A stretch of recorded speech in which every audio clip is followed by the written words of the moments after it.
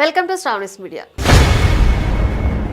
ఆంధ్రప్రదేశ్ రాజకీయంలో జనసేనాని ఉప ముఖ్యమంత్రి పవన్ కళ్యాణ్ తన శైలిని వేగంగా మార్చుకుంటూ పరిపూర్ణ రాజకీయ నాయకుడిగా రూపాంతరం చెందుతున్నారు. గతంలో కేవలం ఎన్నికల సమయానికి పరిమితం అవుతారనే విమర్శలకు చెక్ పెడుతూ లభించిన అధికారాన్ని పార్టీ క్షేత్రస్థాయి విస్తరణకు అత్యంత వ్యూహాత్మకంగా వాడుకుంటున్నారు. అధికారంలో భాగస్వామిగా ఉన్న సమయాన్నే పార్టీని క్యాడర్ బేస్డ్ వ్యవస్థగా మార్చేందుకు పవన్ వేస్తున్న అడుగులు స్పష్టంగా కనిపిస్తున్నాయి.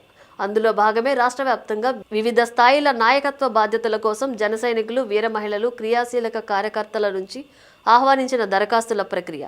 ఏకంగా 36,000కు పైగా అప్లికేషన్లు వెల్లువెత్తడం జనసేన పార్టీ పెరుగుతున్న రాజకీయ గ్రాఫ్కు నిదర్శనంగా మారింది. ఈ భారీ స్పందన నుంచి కేవలం గుడ్డిగా నియామకాలు చేయకుండా వడపోత ద్వారా నిఖార్సైన సిద్ధాంత ప్రాతిపదికన పనిచేసే సైనికులను ఎంపిక చేసే పనిలో పవన్ పడ్డారు.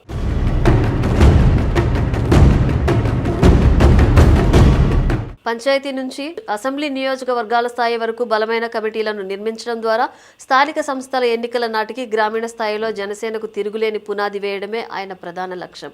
డిప్యూటీ సీఎంగా గ్రామీణాభివృద్ధి, పంచాయతీరాజ్ వంటి కీలక శాఖలు తన వద్దే ఉండటం పవన్ కు మరో పెద్ద ప్లస్ పాయింట్. పాలనలో తన ముద్ర వేస్తూనే కేడర్ కు పనులు చేసి పెట్టే అవకాశాన్ని ఆయన సమర్థవంతంగా వినియోగించుకుంటున్నారు. కూటమిలో ప్రస్తుతం తక్కువ సీట్లతో చిన్న భాగస్వామిగా ఉన్నప్పటికీ భవిష్యత్తులో తన వాటాను సమానంగా లేదా అంతకంటే ఎక్కువ స్థాయిలో క్లెయిమ్ చేసేందుకు పవన్ నిరంతరం శ్రమిస్తున్నారు. ఓటు బ్యాంకు మార్పిడిని ఎన్నికల్లో నిరూపించిన పవన్ ఇప్పుడు సంస్థాగత బలం ద్వారా కూటమిలోనే అత్యంత డిమాండింగ్ ఫోర్స్ గా మారాలని చూస్తున్నారు. రాజకీయంలో ఏ పార్టీ కూడా శాశ్వతంగా రెండో స్థానంలో ఉండటానికి ఇష్టపడదు.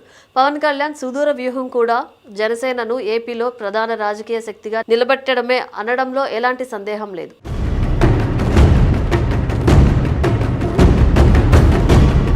జనసేన పుంజుకుంటున్న ఈ వేగం అంతిమంగా మిత్రపక్షమైన తెలుగుదేశం పార్టీకి సాంకేతికంగా పెద్ద సవాలుగానే మారే అవకాశం ఉంది.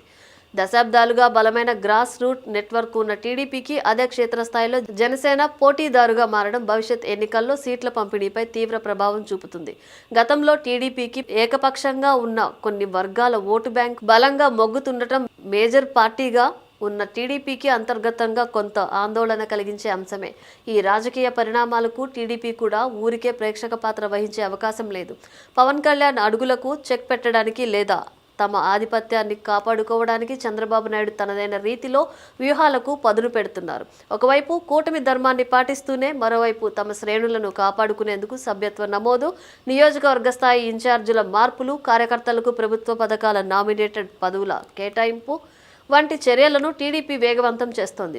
జనసేన ఎంతగా బలపడినా కూటమిలో పెద్దన్న పాత్ర ఎప్పటికీ తమదేనని నిరూపించేలా పాలనాపరమైన మైలేజీని క్రెడిట్ చేసుకునే పనిలో పచ్చజెండా ఉంది. కూటమి ఐక్యత పైన కనిపిస్తున్నప్పటికీ లోపల మాత్రం టీడీపీ జనసేనల మధ్య సంస్థాగత బలాన్ని పెంచుకునే రహస్య పోటీ అత్యంత ఆసక్తికరంగా సాగుతోంది.